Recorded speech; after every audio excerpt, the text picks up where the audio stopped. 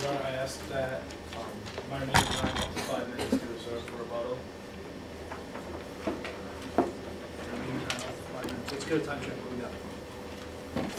Well, I'm allotted 9. I have under. Okay, so you don't need remaining time of your entire case. No. I see what you're saying. Got it. Okay. And I also asked permission to set up the courtroom to use the demonstrative. Certainly.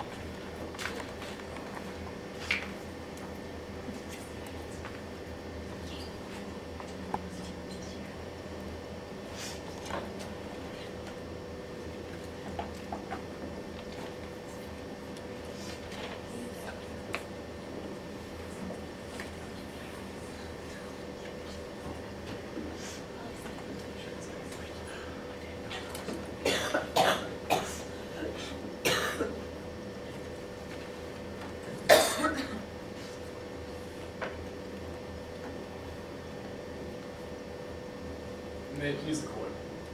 Your Honors, ladies and gentlemen of the jury, today's case is a case that deals with the power of the press. BNN admits in their own memo that they have the power to shape public opinion and public discourse.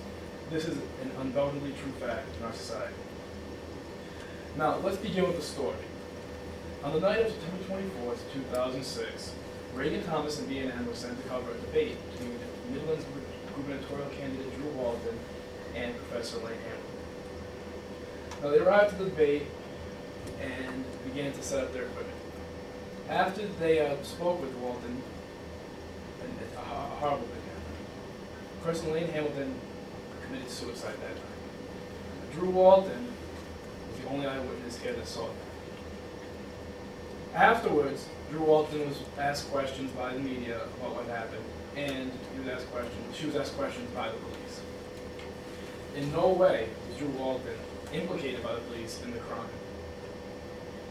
Now, after that, later that night, Drew Walton went home. Drew Walton walked into her house, saw her family watching TV, and her children asked her, "Mommy, are you a murderer?" Could you imagine the horrifying experience when your children think that you were a murderer? Now, let's look at Midland's elements of libel. Now, in a case such as this, the plaintiff holds the burden of proof, and that burden is by clear and convincing evidence, which means that we must prove that it is more likely true than false that the statement in question is more likely true than false. Now, let's look at point A. The defendant published a statement of fact of or concerning the plaintiff. Now, BNN that night said that Drew Walton gunned down Lane Hamilton, and all signs indicate that homicide charges are forthcoming. This is a statement of fact. It is either true or false. It is a fact. B, the statement is false. Now, the defense counsel would like you to believe that Drew Walton murdered Lane Hamilton instead of Lane Hamilton committing suicide. However, the police department ruled it suicide. The CSI, Mickey McQuiggan, ruled the death a suicide, and Drew Walton, the only eyewitness that saw the suicide, said it was just that, a suicide. C, the statement is defamatory in nature. Now, for a statement to be, Drew Walton was accused of murder. Now, murder under Midland's case law is defamation per se. Could you imagine what being accused of murder would do to your reputation? Undoubtedly, it would defame you and have negative implications. D, the defendant is at fault for publication. Now, to be at fault for publication on a public figure such as Drew Walton, the defendant would have to have acted with actual malice. Now, this means that the defendant either didn't know the story, the defendant knew the story was false and reported it anyway, or simply did not care. Reagan Thomas and BNN did not care whether or not the story was false. Kip Berkshire, to understand, said, "Who doesn't want rankings? Who doesn't want ratings? Who doesn't want profitability?" Kip Berkshire was out for number 1. He said that.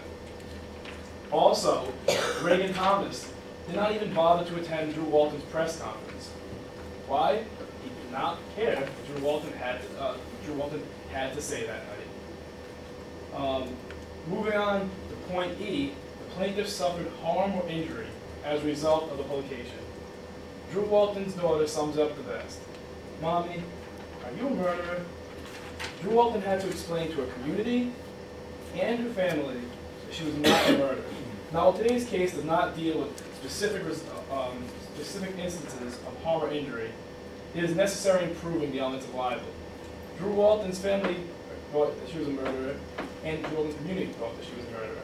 And in fact, a couple months after the broadcast, Drew Walton lost her bid for the governorship of Midlands. Now, we know that the media has tremendous amounts of power, but we cannot let this power go unchecked. Ladies and gentlemen of the jury, listen to your conscience. Listen to the case law. Listen to the story. We cannot allow BNN to make such accusations without suffering the consequences. Case law says that you should rule in favor of the plaintiff, and your conscience should say you should rule in favor of the plaintiff. Thank you.